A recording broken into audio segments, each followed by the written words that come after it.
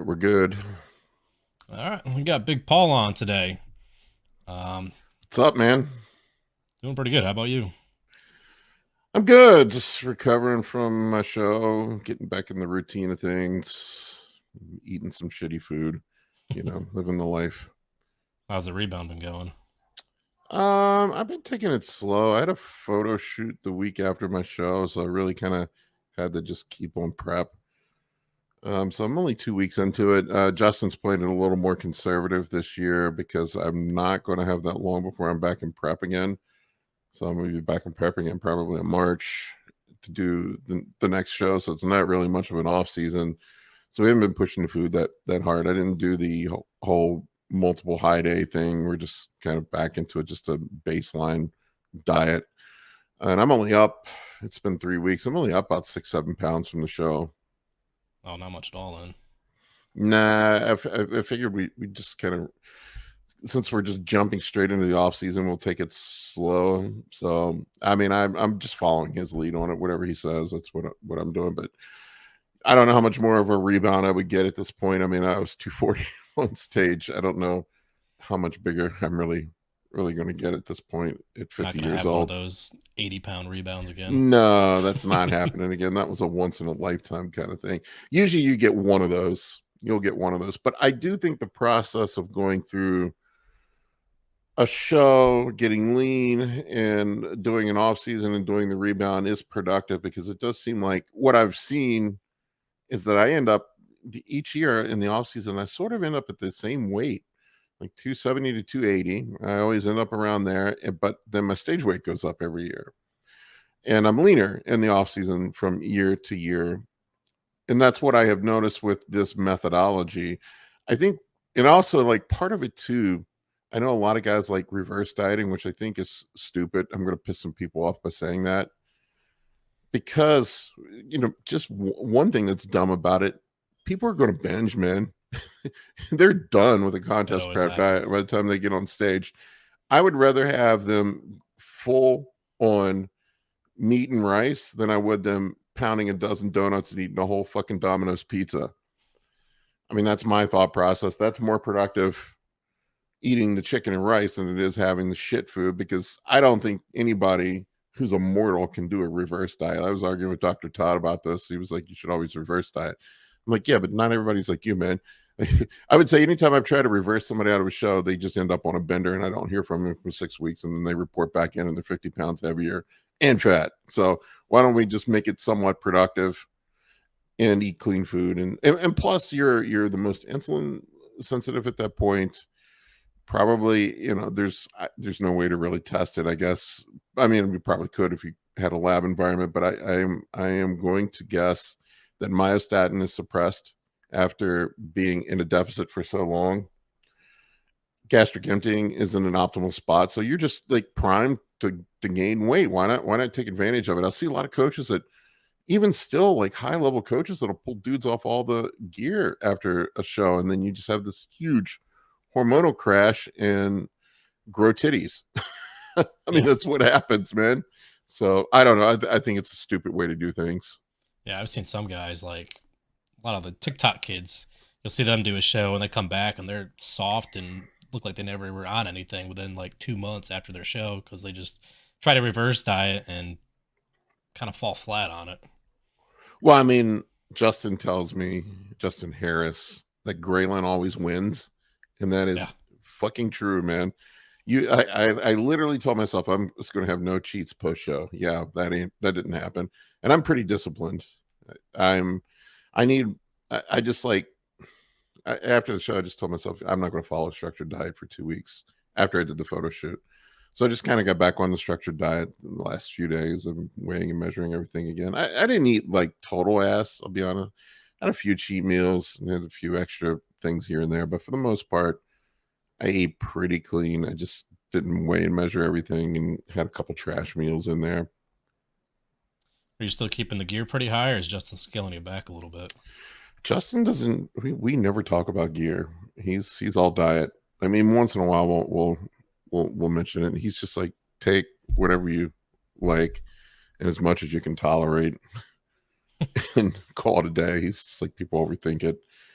Yeah, I'm running 750 tests, 600 primo right now, and I've been playing around with the Chase Irons protocol with the HGH. What are you up to on that now? Depends on the day. I'm running a whole bottle every day. I've been alternating between generic and Serostim. So one day I'll run generic, one day I'll run Serostim. So between 15 and 18 units. You noticing any difference with the sleepiness or the hands going numb? Holy fuck, man, I'm so tired. I've been playing around with the dosing schedule. So ideally, you should split it up throughout the day, right? Because it has an active life of about like 5-6 hours. But so I was doing 3 to 4 dosings throughout the day, and I was just falling asleep at my desk. I got to be awake. I just can't. Like Todd and I were talking about, he's like, you really should be splitting it up. I'm like, dude, I got to work, man. If I don't work, I ain't paying for those Serostim, man. Yeah. That's not happening. So the last couple nights I've been taking it before bed. That seems to be better. No hand numbness as of yet. I feel like my kind of past the point of hand numbness. We were talking about it on the podcast today. Rarely use protein powder. There's a connection to the HGH here. I rarely use protein powder, but in the off season, sometimes like I just can't get all the food down, and I'll have one meal with a whey isolate now and then if it doesn't upset my stomach. So yesterday was the first time that I had given in and used some whey isolate. And I hadn't used any in about 6 months. And I got the jug out of my pantry and I went to stick my hand in the jug and my hand would not fit in the fucking jug. Was it still powder form or did it hardened up by then? No, it was still powder for it, but I think the HGH made my hand bigger. Well, I know you were saying that you couldn't wear your watch band around your wrist anymore that you No, bought I a had to couple get a years new ago. watch. I got a new watch. I couldn't use the old band anymore. That and I wanted a new watch. But I definitely there is. I mean, you can look back at my pictures when I started back into this, and I had never used HGH before then. And the shape of my head has definitely changed. Yeah, you see everybody gets those horns. Like you'll see Dr. Mike and other guys that tend to get You that. can see them. Yeah. Yep, the GH horns. My jaw is a little bit wider. I don't Is that get the more a GH. gradual thing, or do you like notice that change happening like all of a sudden with the horns? No, it's a gradual thing. Other things I noticed, like your fingernails grow really fast. I have to trim my fingernails like 3 times a week, especially when you push the dose up. It's wild. And my feet have definitely gotten a little bit big. I already had gigantic feet to begin with, so I was wearing size 15s before, and I'm up to 15 and a halves now. I think Dave Palumbo, he's like 5'10". I heard him talking about he wears 15s. That's nuts. That's And he said crazy. it was from the HGH. So it definitely does make some shit besides your muscles grow. Yeah. Unfortunately, it doesn't And work for hair like that either. no, it doesn't work for hair. I swear to God, man. And I got to be careful how I say it because I don't want to get you in trouble on YouTube. But I swear to God, my eggplant grew. I'm positive it's Are you bigger than sure what it it's used not to a be. Rich Piana situation where your balls just got smaller? My balls are always small, man. The huevos were always small, and the eggplant has gotten bigger. I'm positive of it. Kind of makes you wonder if Chase is going to try to get up to 30 units then this offseason. It could be, Colton brought up a point. It could be all the DHTs that I'm running. He said that could have an effect on it. But I've heard other dudes say that it could be just completely in my head. But I will. I don't know how much I want to overshare here, but like condoms that used to fit me don't fit me anymore. So something has changed. Hey, that's good to know. I'm sure you'll have a lot of people asking about that one now. 18 units of GH if you want a bigger. Beep. So I don't know. It makes other things grow. I have not had the gut growth. I still have a pretty tight waist. Yeah, I feel like people always blame that on GH, but I think it was a lot of those high protein diets back in the day and guys just overdoing the insulin and slamming a ton of carbs all before not digesting well more than it was just the GH. Yeah, and I was talking. Who was it I was talking with about this? It may have been Justin. I apologize if it wasn't, but we were talking about how dudes used to peak for shows and they would start running diuretics really early out. and they would push the food up heavy going into shows and cut their water. You cannot digest your food properly or load glycogen without water present. That's always like made me scratch my head when dudes are backstage slamming a bunch of food before they get on stage. And I'm like, you are not going to load any glycogen without water present. It takes water, carbs, and salt to load glycogen. And if you're extremely dehydrated, that's all just sitting in your gut. That's what always kills me. You see guys on, social media talking about how the 90s bodybuilders always looked better, but I always feel like there was way more of the bubble gut and just some imprecise loading and all That's that going just on to make the physique didn't look as good in my opinion. that's just nostalgia, man. Dorian, I love Dorian. He's my favorite bodybuilder of all time. He would not be top 5 in this year's Olympia. And Dorian believes a lot of his own bullshit with the Mentzer stuff and hitting all that. He tends to misconstrue things in his mind and then post about it, and it's I mean, he really was not how they were doing it. highly successful, and he's like, I love his attitude. He is my favorite bodybuilder of all time. But I was telling a guy the other day, and he was talking about how Dorian was a mass monster, and I'm like, then maybe, but he competed. He's 5'10", and he competed at 250, 260 on stage. Not taking anything away from him. Oh no, at the But time he was massive. At the time, but Remy was 300. Yeah, you look at guys like Samson, like at he looks 210. small right Samson was over 300. Yeah. He's basically Nick Walker's size. Well, Nick Walker's shorter. Nick Walker's like 5'6" and 250. Nick was looking on point until he tore that hamstring. Yeah, I thought he didn't get to compete. He's always consistent. He is kind of the model of what I aspire to be as a bodybuilder, or what I think people should aspire to be. He seems to get the most out of the least. Like he definitely, and people get upset when I say this, but if you look at the pictures of him when he started, he had terrible genetics. Yeah. Terrible genetics, and not what I would consider something, like if I looked at that and a client came to me, do you think I could be a pro? I'd probably say, I don't know, man. You might want to take up golf or something. I don't I don't know. I'll pull up a picture of it, but he looked more like, he might grow into a physique guy at the best, but it wasn't much. I mean, he didn't even have, because he had a wide waist back then, so I don't even know what he would have been. It was, and he's one of those guys that takes being a pro seriously. He treats it like he's a pro athlete. He works hard. I think he's like, I've heard stories about him from people that know him, that he literally like was at his own birthday party and brought his Tupperware with his food, chicken and rice. Yeah, you won't see him blending up Rice Krispies like Hunter does. No, you can do that once in a while. I mean, I do eat some trash carbs just to get them down. So, I'm guessing that Hunter's a guy that struggles with appetite. I have a hard time with eating food, so that would be my guess. Changed it up this year. I can't remember who was talking about it, but they were doing a YouTube video. I think it was Greg Doucette had been ripping him over his diet last year, and then here's Nick. This year he changed it up. Yeah, that's crazy. Yeah, I mean, does that guy on the left look like he's going to be an Olympian? And it looks like, his waist isn't even tight either. He just looks like he's soft. He's soft and small and has no muscle. Yeah, that's crazy.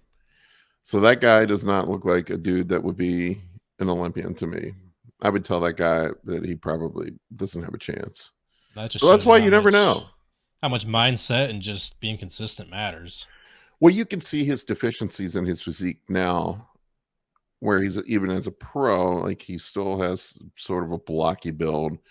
But man, he has done everything he possibly can to maximize every ounce of potential that he has. Like, I don't know what else he could do. They talked about his waist being too big. He tightened up his waist. They talked about, I think that his arms powered his legs. He brought his legs up. I mean, literally everything, every deficiency that he had. And he has bad ab genetics there too. Bad ab genetics. That is the best. He doesn't have any variations in his abs there, but you hear those guys on social media, they'll complain about having bad ab genetics. But I'm like, if you that was the best line I ever heard. The dude that I put that video up about um, you shouldn't get to the point in the off season where you can't see the outline of your abs. And this guy said in the comment section, I have bad ab genetics. I remember that post. I'm like, what the fuck does that mean? I'm pretty sure I commented on it that you sent me a message laughing about it. Yeah, he was cool about it. it. He was cool about it. And he actually was a good sport. And there's so many morons on social media. The gaining popularity on social media. I was never a big social media guy before. I generally stayed off of it because I just didn't want to engage in all the bullshit. But I just severely underestimated the level of idiots that are on social media. That's what I was going to ask you too. I mean, you go through that phase where everyone seems to love you when you're small, but at what point did you notice like so much of it in the DMs just became like vitriol and people getting upset over the smallest things? During contest prep this year, it got horrible. It's like the better I looked, the more people were lashing out. I don't know. It's just insecurity. It's hilarious because I have a group chat going with a bunch of other bodybuilding influencers, you know, Chase and some other guys. We have a group chat going, and we have our VIP list of assholes that we've all blocked. And it's funny. I imagine there's an educator in the space that's on that too. He's a higher level troll. He's got the platinum level VIP. He is the platinum troll, platinum level troll. Anyway, it's hilarious how we like, oh, like one of us will post, you know, look at this jerk, and I'm like, oh yeah, I already blocked him. It's the same people that go around doing the same things. I also think, and certain a little bit of speculation here, that certain influencers are using troll accounts because I can tell from vernacular and how they dialogue, how they speak, that it's might be somebody else posting. At least Instagram does have it to where you can block all accounts that make All on that alias, device. yeah. If it's linked to their first account, but they could just make a new account and get around it. Yeah, I think it does it by IP address, but you know, all you have to do is use a VPN, different email address, and you can get right back in. I was gonna say I only have like 400 followers, and I've had a few of them. I can't imagine what it's like when you have 10 or 30,000. How many you get a day? Get so many DMs on a daily basis. You have no effing clue. I'm at, what am I at, 36,000, something like that now on. You're 30 something on Instagram and what, 10 or 15 here?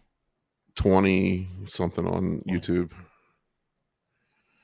YouTube has largely been a positive.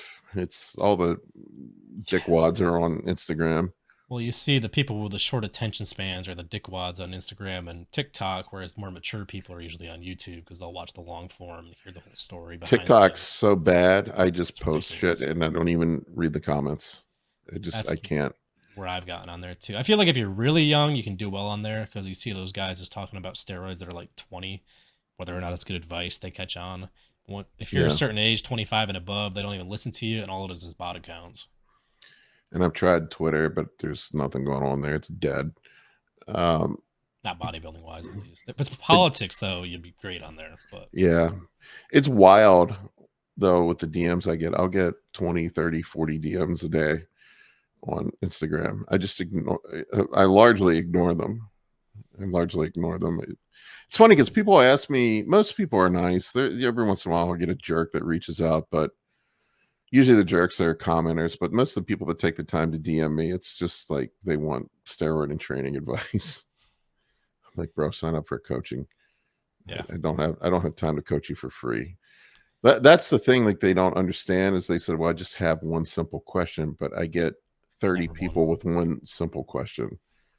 And my favorite's when they ask one simple question, they type out like a whole dissertation. Oh yeah, that's not one question, dude. No, it's not one question. In my experience, like at first when I first got into this, I was thinking to myself, well, I should give them a little bit, and then maybe they'll be a coaching client or consulting client. No, those people never sign up ever.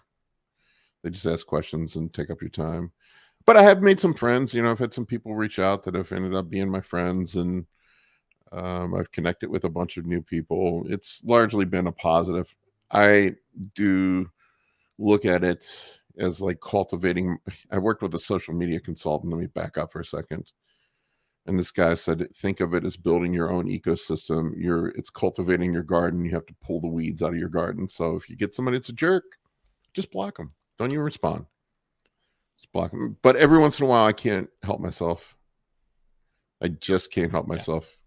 And nobody's going to see it but them anyway. So I get the Mentzer or the carnivore guys. I think they're the two most annoying people on social media. I thought it was vegans, but no. I don't know. I feel like the Mentzer bros and them, they'll stop after a certain point where the vegans just go on for weeks at a time. They're more annoying. Whereas the Mentzer bros are more aggressive. Yeah, the Mentzer bros are aggressive, probably because they're on trend and the vegans aren't. That's true. They have a high estrogen environment, and, and the Mentzer bros are just raging out.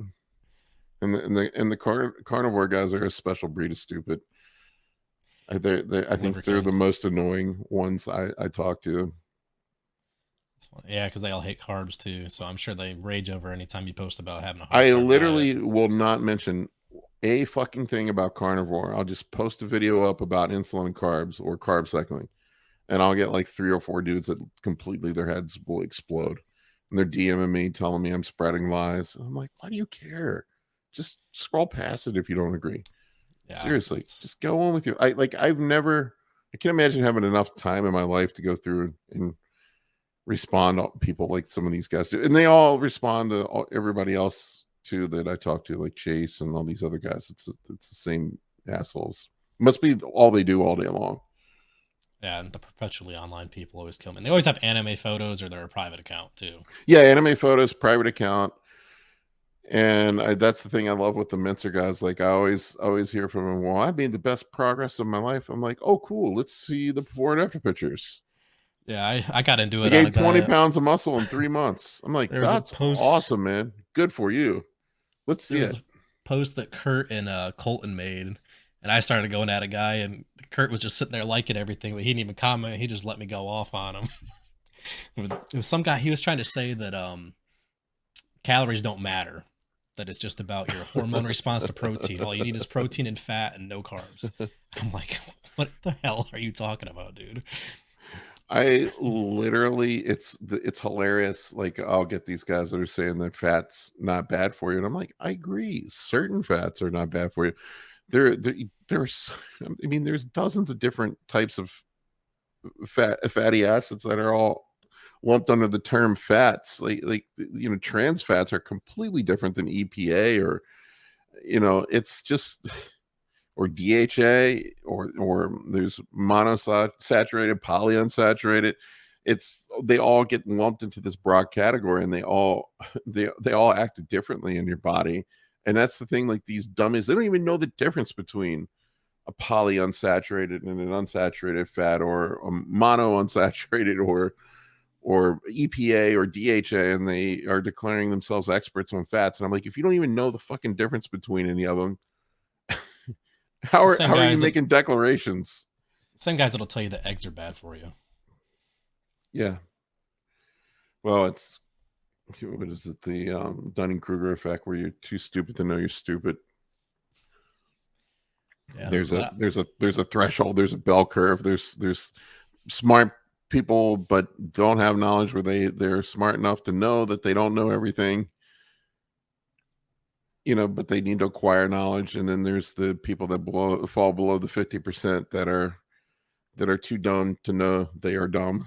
And there's people that know more than them, and usually the people that are least confident in their ability are the smartest people. Yeah, like, that's what they always say. The science guys, they always question if we have enough data or not. Whereas the guys that are the most assertive, feeding the most bullshit, are the ones that tend to blow up the most. Well, that's what these Most turkeys don't confidence. understand. Like they get all, not that I'm saying that there's only studies, people get too literal with this. There's just equally opposite ends of the spectrum. There's the people that get too literal with the studies, and then there's the ones that say that all science is bunk. But literally, I have a science degree, man. You go into the lab to prove the theory wrong. You're trying to prove the theory wrong. You operate with that assumption, and it's just like, Jesus Christ, people are so stupid. I had this Mentzer guy the other day, at least he produced pictures, and he did look good. He had a really good physique. I'll give him that. That's a first.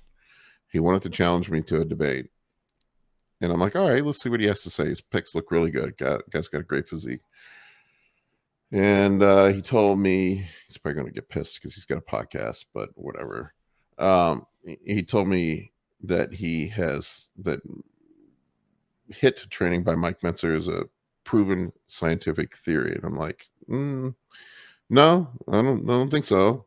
I don't, I mean, how was, name the studies that were done on it and cite your references and whatnot. And he goes, well, there are none. I've studied it extensively. And I'm like, what? I'm like, you seriously do not understand what the scientific method is. You have there's a difference between anecdote and theory. What you're talking about is anecdote. And he was talking about how he's kept logbooks for years and he's proven that it works. I'm like, that's not a theory, man. That's anecdote. Yep. Yeah, that's an anecdote. You don't even understand the difference between theory and a hypothesis and anecdote. So I don't know how you can be making declarations about that you have an established theory. And then he's like, well, it's natural science. And I'm like, what the fuck is that? What do you mean natural science? It's kind of like following Jeffrey Dahmer for lessons on how to be nice to people. When you're following another meth head that was in an asylum and thinking that his processes are the way to go in bodybuilding. Well, I had a friend of mine who's well established in bodybuilding. I will not name names for his privacy's sake, but he made a very good analogy that I will share with you that made me laugh and was very true about the Mentzer training. If let's say you won the lottery, Seth, and somebody gave you $10 million and you had to invest it and make that money grow and work for you. And a financial advisor came to you and said, I can double your money for you without hardly doing any work. But then you do some background investigation on this financial advisor and you find out that he's a meth addict, that he's been committed to an insane asylum multiple times, that he believes that he has a telepathic connection with Bill Clinton and meets with him on the moon to solve the problems of the world, and he's going to solve the energy crisis. Would you invest your multi-million-dollar winnings from the lottery with that guy and trust that he knows what he's doing? Absolutely fucking not. No, the answer is no. So why do you why do you think that guy is giving you good advice on training? I don't know. And what I noticed too, a lot of those guys, it's not even like they don't tell you, hey, my physique improved. They always say my strength improved. I'm like, no shit, you're not fatiguing yourself at all. You're going in the gym once or twice a week. Your strength is going to improve, but that's not what we're doing in bodybuilding. Well, let's think about powerlifters, the guys that are the strongest men on the planet. I don't even buy the strength thing. They never train to failure. Ever. They periodize their training.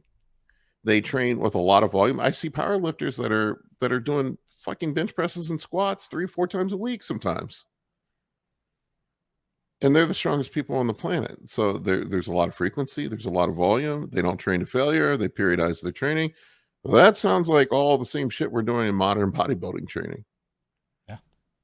So, and I just don't understand under any circumstance where doing less of something equals better results.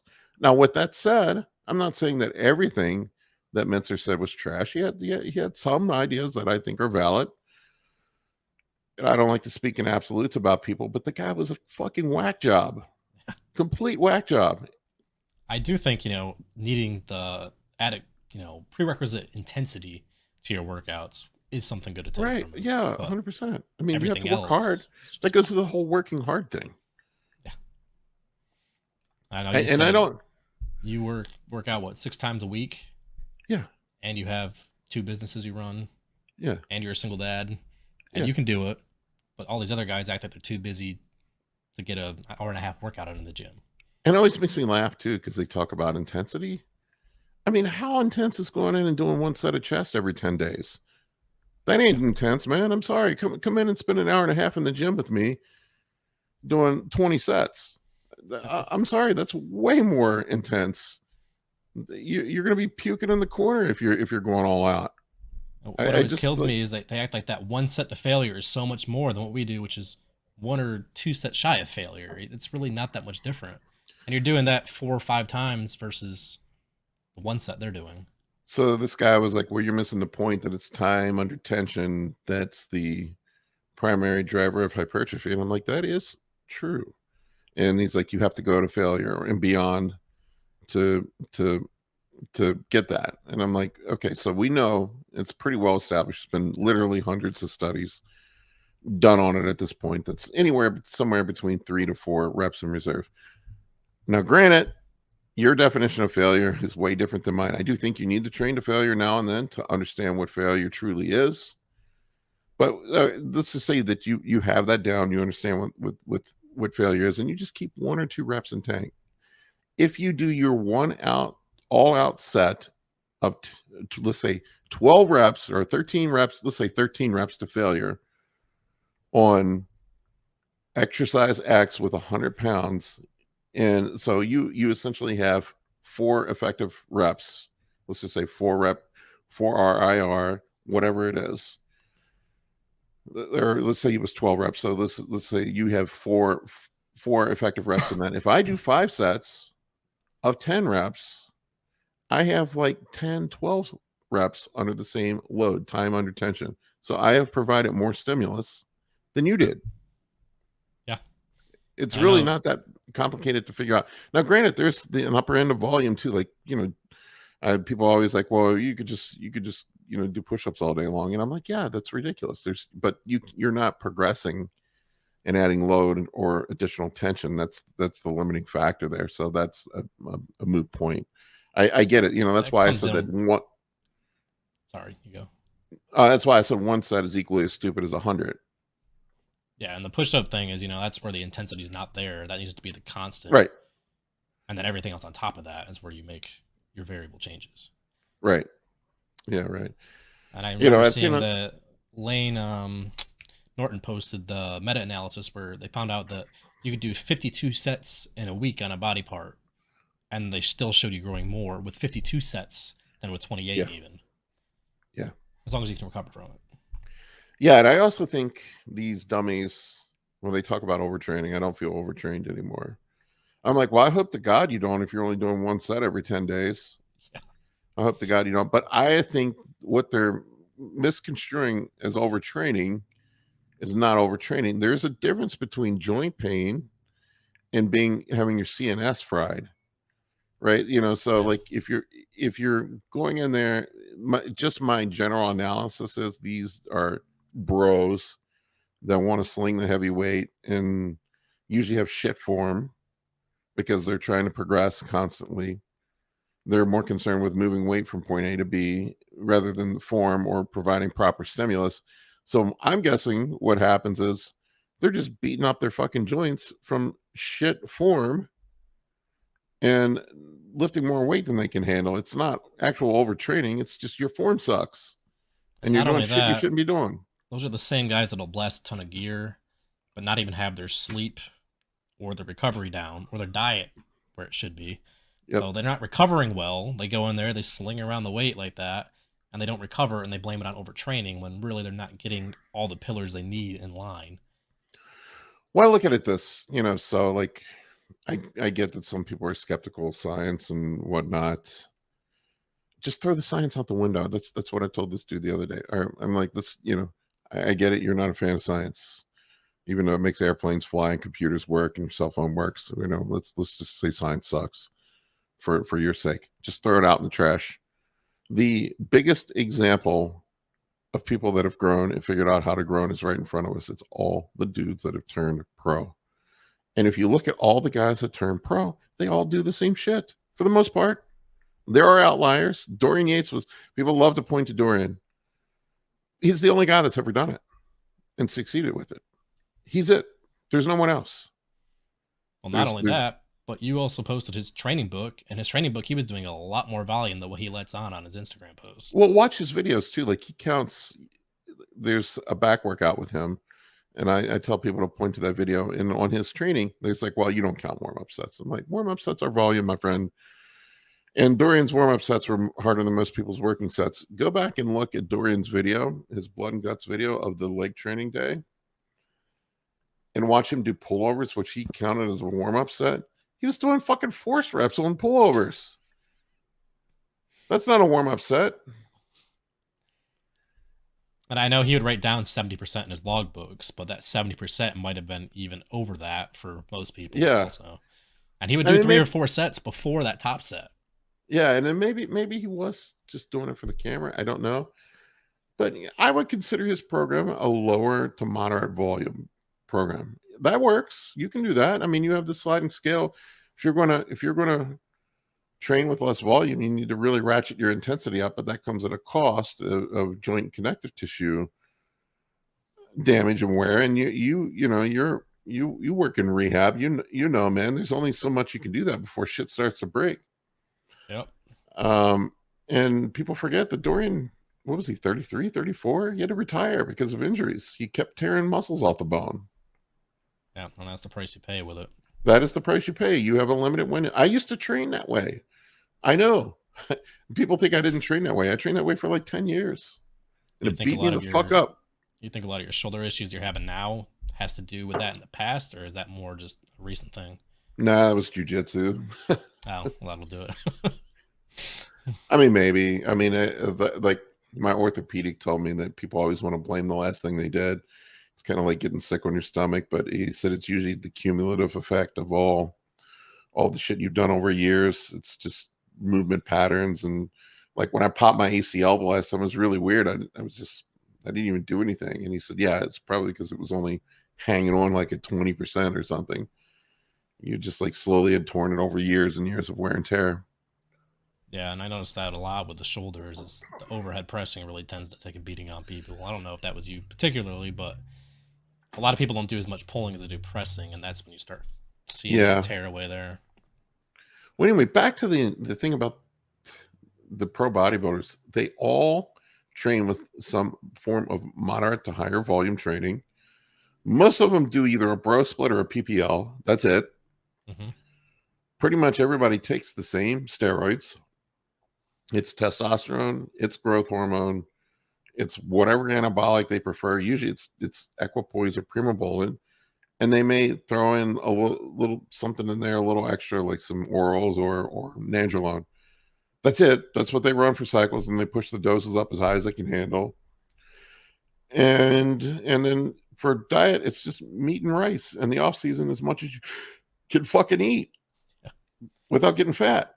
That's what they do. There's the formula. You can throw all the science in the trash if you don't like science. It's right there. I did see Nick Walker on a podcast talking about that. He's been training with Jared and Dr. Mike doing the RP method. Yeah, he's been doing RP. And he said he's made more progress doing that than he has in the last like 5 years, just by doing full range of motion, working on the volume, feeling the contraction more than just slinging the weight around. Well, I do think there is a point in time, like you have various phases in your bodybuilding journey. Like when you're a beginner, I do think there is some benefit to building a strength base and probably doing some traditional progressive overload. But like a guy that like Nick Walker, that's probably, could probably squat 600-700 pounds, deadlift 600-700 pounds, bench 4 plates for reps. I mean, how much further are you going to progress things? Yeah, if you're just trying to... I think they said in the same podcast that Rami was leg pressing like 1,600 pounds. So he just started taking weight off it because it was starting to damage his knees. And he just reps out like, 900 now or something like that. Yeah, and that's where the RP stuff comes in. Or that style of training, you're still progressing. You're just progressing through volume. You're cleaning up your form. You may pull down your weight and use tighter form and then start progressing that weight again and then progressing it through volume. It is still progressive overload. You're just using a different modality at that point. It's still progressive overload.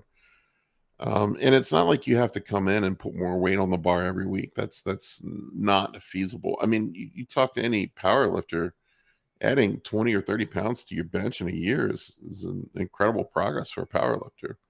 I don't know why we think in bodybuilding we need to slap another 5 pounds on every week. Now, a lot of times, just adding one rep makes a big difference. Yeah. Or you can progress volume too. Yeah. That's another thing like people don't realize. You don't need to add more weight to the bar. You can just add another set. And that's way more volume load if you add a set too. Because you think if you're Yep. doing, say, 100 pounds for 3 sets, that's what? It's 3 sets of 10. And That's people, 3,000 pounds. You add one more set, that's 1,000 extra pounds of volume load on that muscle in one it, session right. versus And adding people, 5 pounds. people think I'm some sort of high volume apostle. I am an advocate for the appropriate amount of volume, and that varies at different stages in your ability to train. As you get older and you're an advanced bodybuilder and you're stronger and the risk of injury goes up, it probably makes more sense to shift to a higher volume style of training. Whereas when you're younger, you're 20 or 25, you can probably get away with a lower volume, higher intensity, progressive overload program. There may be some benefit to it, but it's really relative to your point in the journey. You wouldn't go out and play a tackle football game, backyard football game at 50 years old and expect to be functional the next day. Why would you go to all out failure on deadlifts and squats at my age and expect it to be productive? And you said you started with DC training, right? Yeah, I did DC Back in the training day. for years.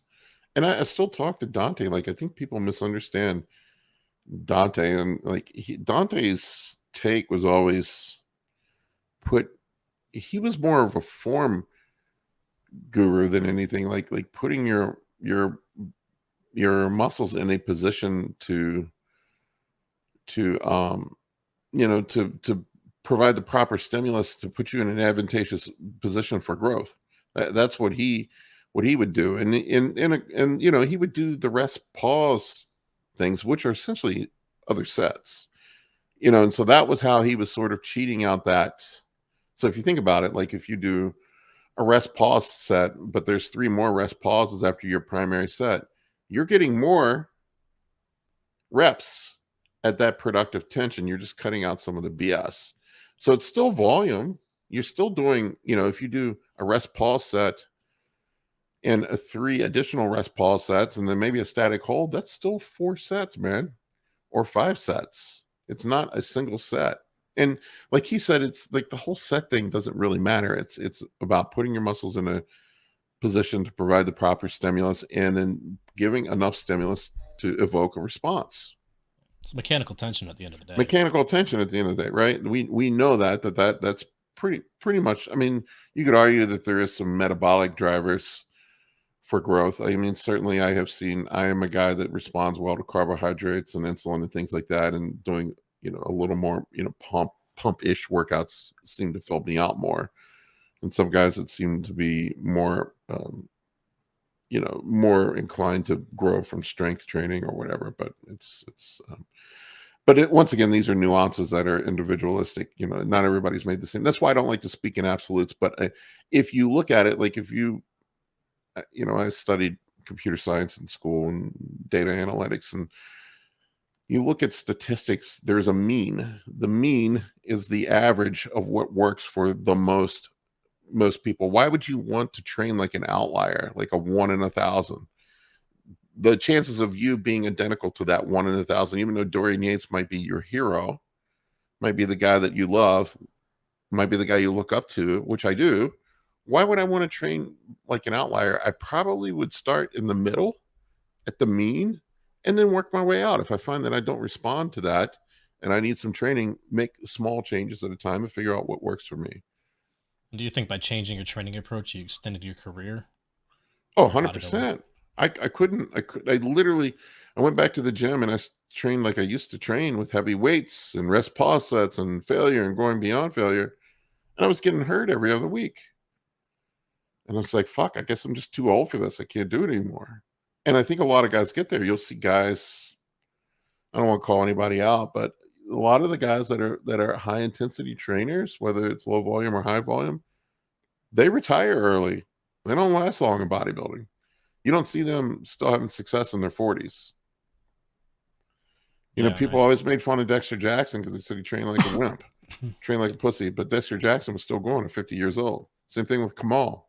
they said that about Jay Cutler too. Yeah. Like Jay was still lifting fairly heavy, but they would say he was all volume. He didn't lift heavy enough compared to like Ronnie and those guys. I mean, people like to use Ronnie it was funny, Mike, um, um, Dr. Mike Israel commented on one of my posts. He was laughing at when some dude came to me and was like, Ronnie and Dorian were intense and had some of the best physiques all the time. And I'm like, well, Ronnie's in a fucking wheelchair and Dorian had to retire at like 34 from injuries.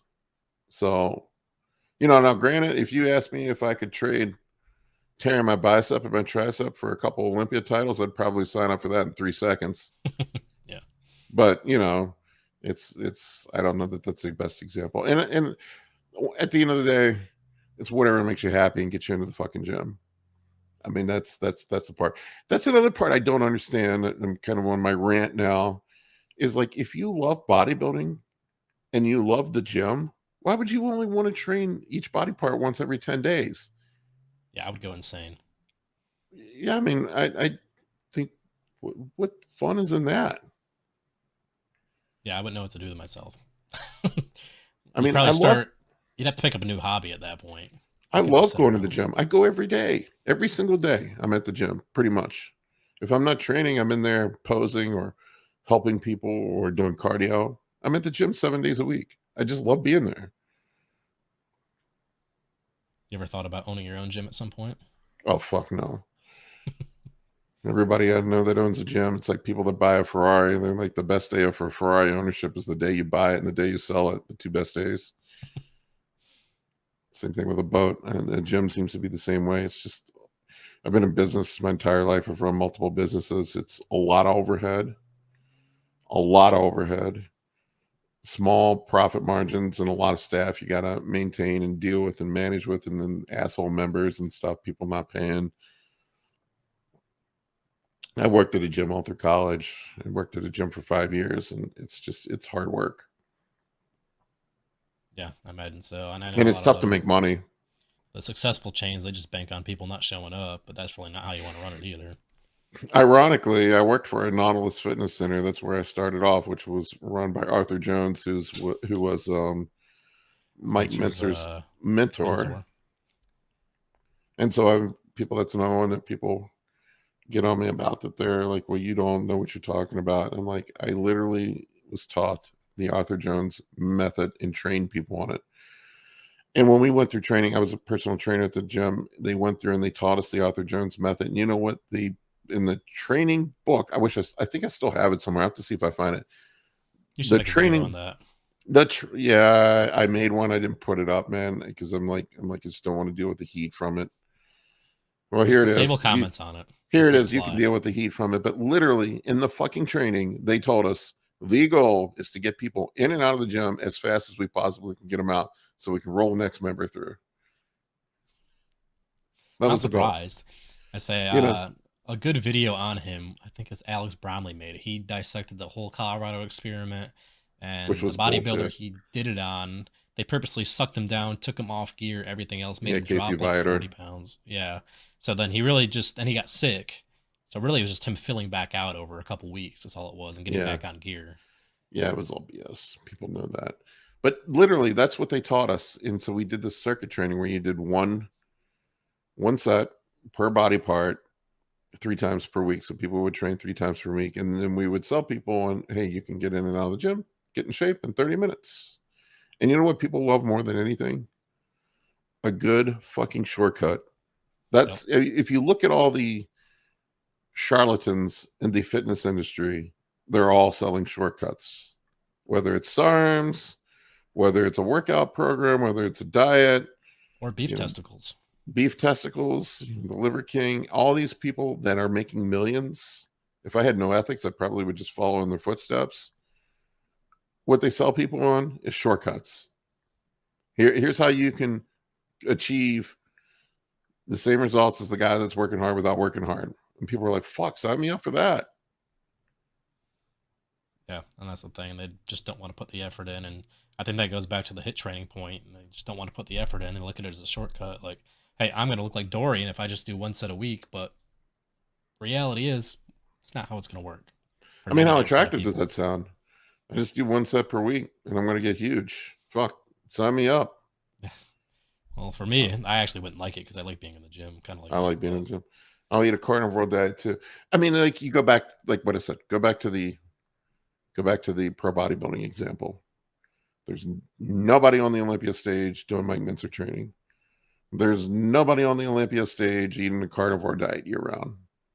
Maybe some guys diet on a keto diet, but the things that I've seen labeled as keto diets are not keto diets. They're not keto diets. They're just keto diet in the name. A true keto diet is predominantly just fat. You barely eat any protein.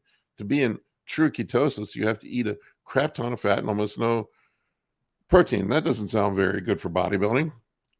no, neither does no So, and carbs. the things that I've seen passed off as a keto diet, it's just a low carb diet for 5 or 6 days a week, and then you have a loading day. That's just carb cycling, man. Yeah, that's what it sounds like. Yeah, it's just calorie cycling, whatever you want to call it.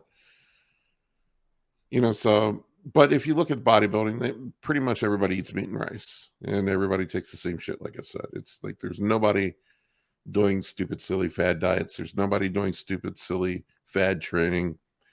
None of these guys are doing weird off the wall cycles. No, not to say that they haven't experimented. We've all tried the stupid cycles trying to find the shortcut. And then after you've went through everything and you've tried everything, you realize, well, shit, what works the best is just take a shit ton of Primo test and HGH. Yeah, and Dude. I think Boston Lloyd was a good example of that. Like, I mean, he talked about the cycles he ran that were just mind blowing, astronomical. I think at one point he was doing 28 cc's a day of shit. And he It's even nuts. said, yeah, he even said that was the worst I've ever felt. Like, I mean, he was still running a lot, but he I'm toned sure it he down felt. a lot as I'm he, sure he felt bad. yeah, he did not feel good at all. He said he looked the worst on stage on that cycle also. I mean, if you're not healthy, You don't you're feel not going to good. look good. Your training drive's not there. Yeah. So back to the carb cycling. You said Justin only has you on one high day now a week. 2. I'm doing 2. That's you. Yeah. Usually post contest, they'll have me do 5, and then we'll do 3, and then we eventually taper back down to 2, and then go from there. But I'm just doing 2 right now. How does that feel going from 5 high days to 3 then 2? I don't have a big appetite. I really dread eating more food. I'm a Yeah, weirdo. when you had me on 3, I felt like that was a lot. I can't imagine 5. Yeah, I have a very fast metabolism. So it seems like I have a threshold I can hit where I just don't get any more weight. I can eat whatever and I just don't fucking get any bigger. And So I've run into some clients that way. I have some clients that just keep pushing food, food, food, food, food. What I figured out is like when you hit the wall with food, then you start pushing up anabolics. yeah, it's pretty much the only thing you can at that point. Yeah, I mean, and that's what you do is you kind of play this back and forth between pushing the anabolics and pushing up the food. Especially with those guys who work like construction or like landscaping. I had a guy who worked Oh landscaping, yeah, and we had to just keep pushing food, and he was getting sick of it. But I'm like, weight stagnating, man. We got to keep pushing it up. it's tough for guys that have physical labor jobs. I don't know how they do it, and there's some guys that are pros that do it, but I mean they're burning Right, I through was so many calories. thought it was crazy. Ronnie would work as a cop doing all those swing shifts and everything, and still be able to output the physique that he was, and train as hard I, as he did. I think he was sitting in a car all day long. Too. I see a lot of fat cops. Yeah, but a lot of that comes from them just going through drive-throughs and stuff because they'll be up at like Yeah, midnight, nothing else is open, so they go to Dunkin' Donuts or McDonald's. yeah, yeah. It's a tough life. I actually feel bad for those guys. Don't get paid very much either. No, my brother-in-law's a cop. He's a federal cop, so they get paid a little bit better, but they go through a lot of shit. Yeah. So, anything else we didn't cover? No, I got to wrap up, man. I got to get to the gym soon. My girlfriend's coming over, but you got my full-blown Mentzer rant there. I'm going That's to piss fine. I've people been off. on that warpath for the last 2 weeks anyway, so that just You can take the heat for me. I'm tired of arguing with these dumbasses. yeah. I commented on one of Dorian's posts. He put up Arthur Jones's birthday, and I put legendary con artist. And next thing you know, there's over 100 comments on it, and I'm getting DMs left and right because people were not happy with me for that one. I mean, here's Arthur Jones, man. I worked for his company. I worked there for years. He was a brilliant businessman. He was a brilliant marketer. I would say he was a terrible trainer. And so he made some of these machines he made were fucking awesome, man. The guy was ahead of his time with some of the machines they made. Like nobody was making machines like that. Like the pullover machine and some of those machines they made, some of those Nautilus machines are still legendary, man. So I don't know if he engineered them or he had people working for him engineering them, but it was really strange that they were trying to hurry people in and out of the gym and just like getting housewives in, but then making these high quality machines. Well, less wear and tear on the machine if you're not doing as many sets, also. I guess, or somebody was just passionate about making machines. I mean, how some of those machines are 40, 50 years old. People are still using them. Yeah, we You have know, a Nautilus cable system in our clinic, and I actually kind of like it because it has like the arms that stick out, so you can get different tension points by moving it around. I mean, I think he engineered most of that stuff himself. So he was a brilliant engineer, brilliant marketer. I don't know. I would necessarily put him in the scam artist category because scam artist is just taking money from people and not providing them with anything. He was getting people in the gym that otherwise wouldn't have been in the gym, but I think a lot of his training Methods. philosophies and stuff were based on pseudoscience. Yeah. And to be honest with you, I didn't even know if it was pseudoscience. I think it was more a marketing tool to just sell memberships to people who wanted a shortcut to get in and out of a gym. I think that was probably more what it was. And man, we sold some memberships, that is for sure. Sold training packages. We sold a lot of them. Yeah. So I worked there firsthand. So for people You know that better want than to, anybody else. it was a long time ago. It was in the early 90s. I don't even think Nautilus fitness centers are around anymore. I Maybe they haven't are. seen one myself. But Not in the iteration they were when I worked there. yeah, man, sounds good. I think I'll let you go at this point. All right, So, dude. It was great talking. I'm Big losing Paul. my voice after an hour and a half or 2 hours of the podcast and then an hour I actually talking missed to the you. podcast today. I did my leg day during it, so I'm gonna go back and watch it now. We talked about a whole lot of nothing. We went through Zac Efron's hypothetical Jesus cycle. Christ. Was that Todd's idea? No, that was my idea. I Oh. was just looking at the dude and I'm like, man, somebody's on the Chase Irons 18 units of Serostem plan. I know he hammered a lot of diuretics because he talked about like regretting doing that. Have Derek you did a seen how video. big he is now Oh, now? No, I haven't seen him recently. for the wrestling movie? Oh, I Well, didn't even know he was doing a movie. yeah, I got to show you. Well, we got to look at this before we go, man.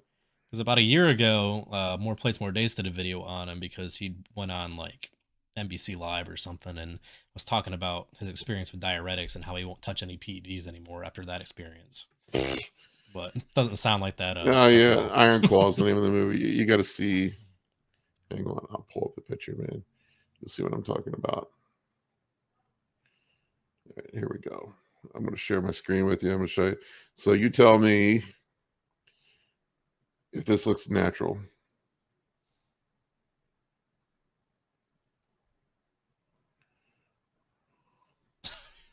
No. He's got That's the kind eight. of like the Thor transformation. I mean, he's put on a good 20, 30 pounds from where he was before. Yeah. Yeah, and he's got the bubble gut going on too. He's got the bubble gut going on. I don't know. We were speculating because Hollywood. I've heard what some of these Hollywood actors do, and they would do some really fucking stupid cycles.